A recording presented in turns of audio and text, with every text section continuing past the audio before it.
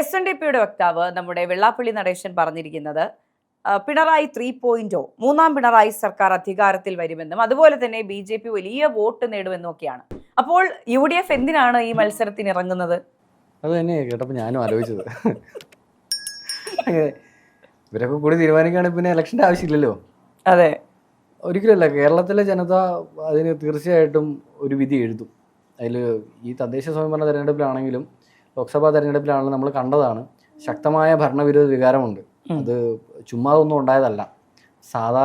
സാധാരണക്കാരായ ജനത അതുപോലെ വെറുത്ത് അവർ അതുപോലെ അനുഭവിച്ചതിന് ശേഷമാണ്. എനിക്ക് വ്യക്തിപരമായിട്ട് അറിയാം, ഒരുപാട് പാർട്ടി കുടുംബങ്ങളിൽ നിന്നുള്ള കൃത്യമായിട്ട് കേഡർ വോട്ടുകൾ വേണ്ട പാർട്ടിക്കാർ പോലും ഇത്തവണ CPM-ന് ഈ തദ്ദേശ സ്വയംഭരണ തെരഞ്ഞെടുപ്പിൽ പോലും വോട്ട് ചെയ്തിട്ടില്ല. ഇനി അതിൽ പഞ്ചായത്ത് അടിസ്ഥാനമാക്കിയിട്ട് വിലയിരുത്തണ്ട. ബ്ലോക്ക് പഞ്ചായത്തുകളും ജില്ലാ പഞ്ചായത്തുകളും മാത്രം എടുത്തു നോക്കിയോ, കോർപ്പറേഷനുകൾ എടുത്തു നോക്കിയോ. ശക്തമായ ഭരണവിരുദ്ധ വികാരത്തിൽ ഒരു UDF തരംഗം കേരളത്തിൽ നിന്ന് നിലനിൽക്കുന്നുണ്ട്. അത് ഒരു പ്രതിപക്ഷ നേതാവ് പറയുന്ന പോലെ ടീം UDF ആണ്. അതൊരു UDF-ലെ എല്ലാ നേതാക്കന്മാരും അതിന് ഒരുപോലെ പങ്ക് വഹിച്ചുകൊണ്ട് അതിലൊരു ശക്തമായിട്ടുള്ളൊരു മുന്നേറ്റം വരും ദിവസങ്ങളിൽ ഉണ്ടാവും. തീർച്ചയാണ്. അതെ, അപ്പോൾ വെള്ളാപ്പള്ളി പറയുന്നതിൻ്റെ ഒപ്പം ഇപ്പോൾ CPM ഇടതുപക്ഷം ജയിക്കുമെന്ന് പറയുന്നതിനൊപ്പം പറയുന്നൊരു കാര്യമുണ്ട്, BJP വലിയ വോട്ട് ഷെയർ നേടുമെന്നൊക്കെ. അപ്പോൾ വെള്ളാപ്പള്ളി ശരിക്കും വർക്ക് ചെയ്യുന്നത് BJPക്ക് വേണ്ടിയാണോ അതോ CPM-ന് വേണ്ടിയാണോ? അദ്ദേഹത്തിൻ്റെ രാഷ്ട്രീയപരമായിട്ടുള്ള തന്ത്രം വളരെ ഭയങ്കരമാണ്. ഒരു BDS പാർട്ടി ഉണ്ടാക്കി മകനെ BJP-യോട് വിട്ടു, പുള്ളി CPM-ലൂടെ നിൽക്കണം. നമുക്കൊരിക്കലും അതിനകത്ത് അദ്ദേഹത്തിൻ്റെ ആ അഭിപ്രായം തീർച്ചയായിട്ടും അദ്ദേഹത്തിൻ്റെ ആണെങ്കിലും ഒരു രാഷ്ട്രീയ താല്പര്യങ്ങൾ ഉണ്ടായിരിക്കാം. അതിനെ ബേസ് ചെയ്തിട്ടാവാനാണ് സാധ്യത കൂടുതൽ. അപ്പോൾ ഒരിക്കലും നമുക്ക് ആ ഒരു സ്റ്റേറ്റ്മെൻറ്റ് കൊണ്ട് ഒരു കാരണവശാലും കേരളത്തിലെ ഒരു തെരഞ്ഞെടുപ്പിൻ്റെ വിധിയെ നമുക്ക് അളക്കാൻ സാധിക്കുന്ന ഒന്നല്ല. അതെ, അപ്പോൾ ഈ വെള്ളാപ്പള്ളി പറയുന്നത് വിടുവായുത്തമല്ല, മനഃപൂർവ്വം പ്ലാൻ ചെയ്ത് പറയുന്ന കാര്യങ്ങൾ തന്നെയാണ് ഇതെല്ലാം എന്നാണ്. അത് എന്താ അതിന് മറുപടി പറയുക? നമ്മൾ അത് നമ്മുടെ തദ്ദേശ സ്വയംഭരണ തെരഞ്ഞെടുപ്പും ലോക്സഭാ തെരഞ്ഞെടുപ്പും ഒക്കെ മുന്നിൽ നിൽക്കുമ്പോൾ ഇത്തരം ഒരു വാദങ്ങൾക്ക് ഒരു അടിസ്ഥാനമില്ല എന്ന് തന്നെ വേണം പറയാൻ. അതുകൊണ്ട് നമുക്ക് ആ ചോദ്യം അതിന് വക വെക്കാണ്ടിരിക്കുകയാണ് നല്ലത്. കാരണം നമ്മൾ ന്യായമായുള്ള ആവശ്യം വെള്ളാപ്പള്ളി നടേശനാണെങ്കിലും സുകുമാരൻ നായരാണെങ്കിലും അതുപോലെ മത നേതാക്കന്മാർ ആരുന്നയിക്കുന്നതിൽ നമുക്ക് ചെവി കൊള്ളാം. പക്ഷേ അത് രാഷ്ട്രീയ താല്പര്യങ്ങൾക്കൊത്ത് അതിനെ വരുമ്പോഴേക്കും നമുക്ക് ഒരിക്കലും അതിനെ അനുകൂലിക്കാൻ സാധിക്കത്തില്ല എന്നുള്ളത് തന്നെയാണ് കോൺഗ്രസ് ഈ ദിവസങ്ങളിലായിട്ട് UDF തന്നെ എടുത്തിരിക്കുന്ന നിലപാട്. ഒരിക്കലും ആ സമുദായത്തെയോ സാമുദായിക നേതാക്കന്മാരെയോ വ്യക്തിപരമായിട്ട് അധിക്ഷേപിക്കുകയോ അല്ലെങ്കിൽ കടന്നാക്രമിക്കുകയോ ചെയ്തിട്ടില്ല. ആശയപരമായി ചില കാര്യങ്ങളിലുള്ള എന്താ പറയുക തിരുത്തലുകൾ അത് മുന്നോട്ട് വെച്ചിട്ടുണ്ട്. പാർട്ടി നേതൃത്വം നേതാക്കന്മാർ അതിന് കൃത്യമായിട്ടുള്ള മറുപടികൾ കൊടുത്തിട്ടുണ്ട്. അതെ, അപ്പോൾ ഈ പറയുന്ന പോലെ നമ്മുടെ പ്രതിപക്ഷ നേതാവായ VD സതീശൻ അവകാശപ്പെടുന്നത് പോലെ 110 സീറ്റുകളോടുകൂടി UDF അധികാരത്തിൽ വരുമെന്ന് വിശ്വസിക്കുന്നുണ്ടോ? എന്താണ് വരാൻ തടസ്സമുള്ളതിന്? അതാണ് ടീം UDF ഒരുമിച്ച് നിൽക്കുകയാണല്ലോ. കോൺഗ്രസിലെ എല്ലാ നേതാക്കന്മാരും UDF-ലെ എല്ലാ നേതാക്കന്മാരും ഇനി കേരളത്തിലെ സകല ജനത ഒരുമിച്ച് നിൽക്കുകയാണ്. ഇത് ഒരു കൂട്ടായ നേതൃത്വമാണ്. ഈ നേതൃത്വം എന്ന് പറയുമ്പോൾ അതിൽ സാധാരണക്കാർ പോലും ആഗ്രഹിക്കുന്ന ഒരു മാറ്റമാണ്. ആ മാറ്റത്തെ എന്താ പറയുക, അതിനായി ജനം കാത്തിരിക്കുകയാണ്. ഒരു 110 അല്ല 140 നിയോജകമണ്ഡലത്തിലും കോൺഗ്രസ് വന്നു കഴിഞ്ഞാൽ അത്ഭുതപ്പെടാനൊന്നുമില്ല. അതാണ്. പക്ഷേ നമ്മൾ ഓർക്കേണ്ട ഒരു കാര്യമുണ്ട്, ഇപ്പോൾ വികസന മുന്നേറ്റ ജാഥയോ അങ്ങനെ എന്തോ പേരൊക്കെ ഇട്ട് ഒരു ചെയ്ത വികസനങ്ങളുടെ മാർക്കറ്റിംഗ് കൃത്യമായി നടക്കുന്നുണ്ട്. ഇതൊക്കെ ആൾക്കാരുടെ കണ്ണിൽ പൊടിയിട്ട് വോട്ടുകളാക്കാൻ സാധ്യതയില്ലേ? കേവലം ഒരു ന്യായീകരണ ജാഥ മാത്രമാണത്. നിലവിൽ എന്താ പറയുക, CPM-നെ സംബന്ധിച്ച് LDF-നെ സംബന്ധിച്ച് തങ്ങൾക്കുണ്ടായിരിക്കുന്ന ഇതുവരെ കുളമാക്കി വെച്ചിരിക്കുന്ന കാര്യങ്ങളൊക്കെ ജനങ്ങൾ മറക്കണം. അതിന് വേണ്ടിയിട്ട് ഒരു ന്യായീകരണം എന്നുള്ളത് CPM കൊടുത്തിരുന്ന നിർദ്ദേശം കണ്ടില്ലേ, ജനങ്ങളോട് തട്ടിക്കയറരുത്. ഇത് ഇലക്ഷൻ തോക്കുക എന്നുള്ള സൂചന കിട്ടിയോണ്ട് 9 വർഷം തട്ടിക്കയറിയ ശേഷം അടുത്ത 3 മാസം തട്ടിക്കയറരുതെന്ന് നിർദ്ദേശം നൽകിയിട്ടുണ്ട്. തട്ടിക്കയറരുത്, വളരെ സമാധാനപരമായിട്ട് സംസാരിക്കണം. വീടുകളിൽ ചെന്ന് കഴിഞ്ഞാൽ ശബ്ദമുയർത്തരുത്, അടുക്കളയിൽ കയറണം, പ്ലേറ്റ് കഴുകി കൊടുക്കണം. MA ബേബിയെ കുത്തുന്നുണ്ടോ?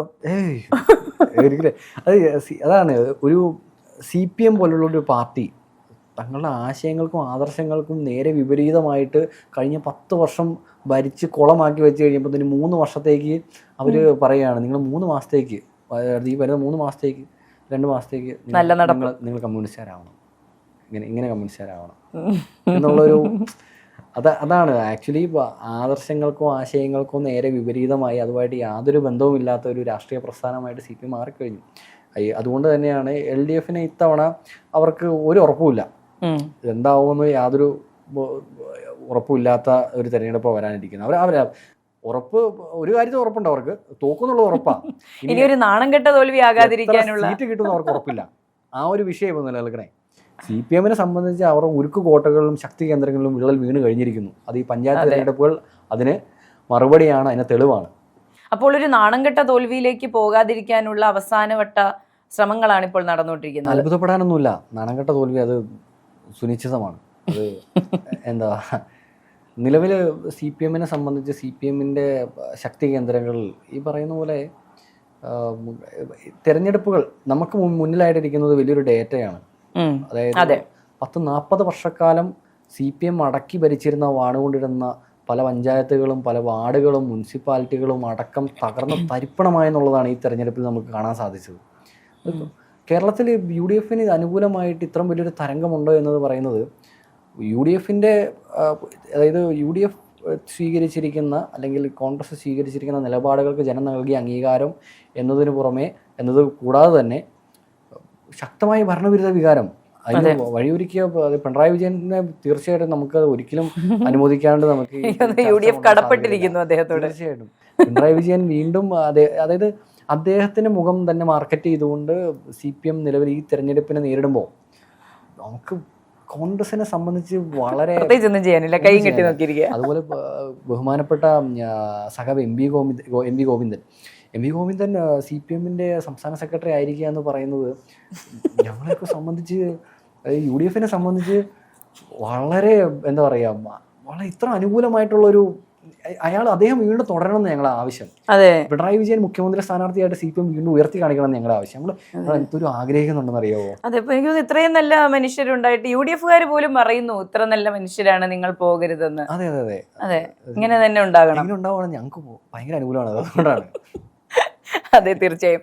അപ്പൊ ഒരു പ്രധാനപ്പെട്ട ചോദ്യമുണ്ട്. ഈ 110 സീറ്റ് കിട്ടിയില്ല എന്ന് വിചാരിക്കുക UDFന്, അപ്പോൾ VD സതീശൻ ശരിക്കും രാഷ്ട്രീയ വനവാസത്തിന് പോകുമോ? അതായത് UDF എന്ന് പറയുന്നത് പ്രതിപക്ഷ നേതാവിന്റെ മാത്രം ഉത്തരവാദിത്തമല്ല ഈ തെരഞ്ഞെടുപ്പിൽ ജയിക്കുക എന്ന് പറയുന്നത്. പ്രതിപക്ഷ നേതാവ് എപ്പോഴും സ്വീകരിച്ചിരിക്കുന്ന നിലപാടുകൾ അത് വിജയിക്കുമ്പോൾ അതിന് ഉത്തരവാദിത്തം കൂട്ടായ വിജയമെന്നും തോക്കുകയാണെങ്കിൽ താങ്കൾ അതിന്റെ ഉത്തരവാദിത്തം ഏറ്റെടുക്കാമെന്നും പ്രതിപക്ഷ നേതാവ് പറയുന്നത്. അത് പ്രവർത്തകർക്ക് കൊടുക്കുന്ന ആവേശം ചെറുതൊന്നുമല്ല. ഈ രാഷ്ട്രീയ വനവാസത്തിന് പോകാന്ന് പറഞ്ഞാൽ UDFനെ ഭരണത്തിൽ എത്തിച്ചില്ലെങ്കിൽ എന്നുള്ള കാര്യമാണ്. 110 സീറ്റുകൾ എന്ന് പറയുന്നത് 100 സീറ്റുകൾ എന്നാണ് അദ്ദേഹം പറഞ്ഞതാണ് എൻ്റെ ഓർമ്മ. അപ്പം 100 സീറ്റുകളിൽ ഭരണം വന്നില്ലെന്നുണ്ടെങ്കിൽ അദ്ദേഹം രാഷ്ട്രീയ വനവാസത്തിന് പോകണം എന്നുള്ളത് കോൺഗ്രസിന് അങ്ങനെ ഒരു അഭിപ്രായമില്ല. അല്ലെങ്കിൽ സാധാരണക്കാരെ ജനങ്ങൾക്ക് അത് ഏതൊരു നേതാവാണെങ്കിലും ഇപ്പം അതാ പറഞ്ഞു, നിലവിൽ പ്രതിപക്ഷ നേതാവിൻ്റെ മാത്രം ഉത്തരവാദിത്തമല്ല ഈ തെരഞ്ഞെടുപ്പ് ജയിക്കുക എന്നുള്ളത്. അത് UDFന് എല്ലാവർക്കും, എല്ലാ നേതാക്കന്മാർക്കും തുല്യമായിട്ടുള്ള പങ്കുണ്ട്. അതിന് മുൻ പ്രതിപക്ഷ നേതാവിന് പങ്കുണ്ട്, മുൻ KPCC പ്രസിഡന്റ് പങ്കുണ്ട്, ദേശീയ രാഷ്ട്രീയത്തിലുള്ള ബഹുമാനപ്പെട്ട KC വേണുഗോപാൽ MP ഉൾപ്പെടെ ഈ UDFന് ഈ തവണത്തെ തെരഞ്ഞെടുപ്പിൽ അദ്ദേഹത്തിൻ്റെ ഇൻവോൾവ്മെൻറ്റും നമുക്ക് ഒരിക്കലും ചെറുതാക്കി കാണിക്കാൻ പറ്റത്തില്ല. അതായത് കോൺഗ്രസിലെയും UDFലെ സകല നേതാക്കന്മാരും ഒരുപാട് എന്താ പറയുക അതിന് എഫേർട്ട് ഇടുന്നുണ്ട്. അപ്പോൾ ഇത് കൂട്ടായ വിജയമായിരിക്കും എന്നുള്ളത് തന്നെ വേണം പറയാൻ. അതെ, ഇപ്പോൾ ഈ കൂട്ടായ വിജയത്തിൽ ഇടതുപക്ഷത്തിന്റെ പങ്കും വലുതായിരിക്കും എന്നുള്ളത്. തീർച്ചയായിട്ടും ഇടതുപക്ഷത്തിന്റെ പങ്ക് ഒരിക്കലും നമുക്ക് മാറ്റാൻ പറ്റുന്ന ഒന്നല്ല. അത് താഴെ തൊട്ട് മുതലേ മുകളിൽ മുഖ്യമന്ത്രി വരെ ഇതിനു വേണ്ടി ക്ഷീണം എനിക്ക് തോന്നുന്നു 10 വർഷം ഭരിച്ച് മടുത്തിട്ടുണ്ടാവും. അവർക്ക് എല്ലാ കാലത്തും പ്രവർത്തകരൊക്കെ പറയുന്ന പോലെ പ്രതിപക്ഷത്തിരിക്കാൻ പറ്റിയ പാർട്ടി എന്ന് പറയുന്നത് ഇടതുപക്ഷം തന്നെയാണ്. അതായത് ഇപ്പോൾ എന്താ പറയുക, നശിപ്പിച്ച് ഈ സാമ്പത്തിക സമ്പ്രദായം മൊത്തം, അതായത് ഒരു സംസ്ഥാനത്ത് മൊത്തത്തിൽ കടക്കണിയിൽ കൊണ്ടിട്ടിട്ട് അവർ സത്യം പറയാം അവർക്ക് സുഖമല്ലേ, അവർ രക്ഷപ്പെടാൻ പോവല്ലേ, ഇനി വല്ല ബാധ്യതയുണ്ടോ? അപ്പൊ ഇനി ഒരു വർഷം ഒരു ഭരണ കാലഘട്ടം കൂടി, ഒരു 5 വർഷവും കൂടെ കിട്ടിയാൽ എന്തായിരിക്കും കേരളത്തിന്റെ അവസ്ഥ? ഇനി കേരളം ശ്രീലങ്കയൊക്കെ പോലെ ആവുക എന്നുള്ളതല്ലാണ്ട് വേറെ ഒന്നും സംഭവിക്കാനില്ല അതിനകത്ത്. ഇനി നിലവിൽ കോൺഗ്രസിനെ കാത്തിരിക്കുന്ന UDFനെ കാത്തിരിക്കുന്നത് വളരെ പ്രതിസന്ധി നിറഞ്ഞൊരു കാലഘട്ടമായി വരുന്ന 5 വർഷം. കടങ്ങൾ ഇരട്ടിയായി വർദ്ധിച്ചു. അത് കേരളത്തെ സംബന്ധിച്ച് താങ്ങാവുന്നതിനപ്പുറം കടമുണ്ട്. ഒരു കൃത്യമായിട്ടുള്ള വരുമാന മാർഗം എന്ന് പറയാൻ ഒന്നും തന്നെ ഒരു പ്രത്യേക മേഖലയില്ല. സകല സംവിധാനങ്ങളും KSRTC ഉൾപ്പെടെ ഒരു എന്താ പറയുക പൊതു സംവിധാനങ്ങൾ, അതായത് സർക്കാരിൻ്റെ സകല സംവിധാനങ്ങളും കേന്ദ്ര സർക്കാർ അവിടെ മുടിച്ചുകൊണ്ടിരിക്കുമ്പോൾ കേരള സർക്കാർ ഇവിടെ മുടിച്ചുകൊണ്ടിരിക്കുക, ഒന്നുമില്ല. ഒരു വരുമാന മാർഗം എന്ന് പറയാൻ ഒന്നുമില്ല. ആ കൂടെ കിട്ടുന്ന കുറച്ച് കുടിയന്മാരുടെ കയ്യിൽ നിന്നുള്ള ടാക്സ് ഈടാക്കി പാവപ്പെട്ട എന്താ പറയുക, സാധാരണക്കാരായിട്ടുള്ള ഒരു പ്രതിപക്ഷം എന്ന് പറഞ്ഞൊരു കാര്യമുണ്ട്. അത് ഈ 100 രൂപയുടെ മദ്യത്തിന് 300 രൂപയാക്കി കഴിഞ്ഞാൽ അവൻ മദ്യം കുറച്ച് കുടിക്കാനൊന്നും പോകണമെന്നില്ല. അതിൻ്റെ വിഷമത്തിൽ അവൻ 2 രൂപ കൂടുതൽ കഴിക്കും. അതുപോലെ തന്നെ ഈ 300 രൂപ വീട്ടിൽ കൊടുക്കാനുള്ളതിനകത്ത് നിന്ന് കുറച്ചിട്ട് അതിനും പോയി അടക്കേണ്ട അവസ്ഥയിലേക്ക് അതിലേക്ക് പോകും. അപ്പം അങ്ങനെ സാമ്പത്തിക സമ്പ്രദായം മൊത്തത്തിൽ തകർത്തുകൊണ്ട് നിലവിൽ എന്താ ഒരു കൃത്യമായിട്ടുള്ള വരുമാന മാർഗ്ഗം ഇല്ലാത്ത രീതിയിൽ തന്നെയാണ് സർക്കാർ ഇക്കാലം അത്രയും കൊണ്ട് എത്തിച്ചിരിക്കുന്നത്. അതിന് നമുക്ക് സർക്കാരിനെ അഭിനന്ദിക്കാതിരിക്കാൻ യാതൊരു കുഴപ്പമില്ല അതിനകത്ത്.